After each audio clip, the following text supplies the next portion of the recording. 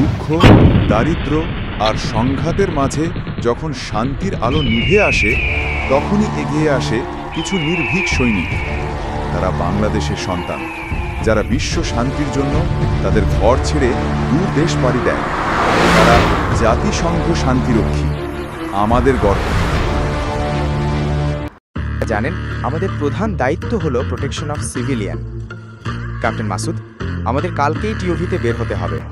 করিম ভাই, ওই যে দেখেন মিয়া, কত সুন্দর জায়গা। আফ্রিকা না এলে এত সুন্দর জায়গা দেখতে পাচ্ছি। মাসুদ ভাই ঠিকই কইছেন, আফ্রিকায় এত সুন্দর সুন্দর জায়গা আছে, কল্পনাও করতে পারি নাই। চলেন ক্যাম্পে যেয়ে একটু আরাম করতে হইব। সাহেব, এই এলাকা খুবই ডেঞ্জারাস। সব দিকে চোখ কান খোলা রেখে ক্যাম্প স্থাপন করুন, আর সবাইকে চতুর্পাশে সতর্ক থাকতে বলবেন। দোস্ত, মন খারাপ করে লাভ নাই, দিন একদিন শেষ হয়ে যাবে। চলো কাজটা শেষ করে রেস্ট করি।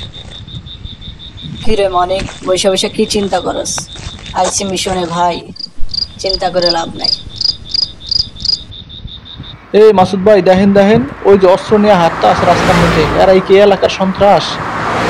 ওরে বাবারে।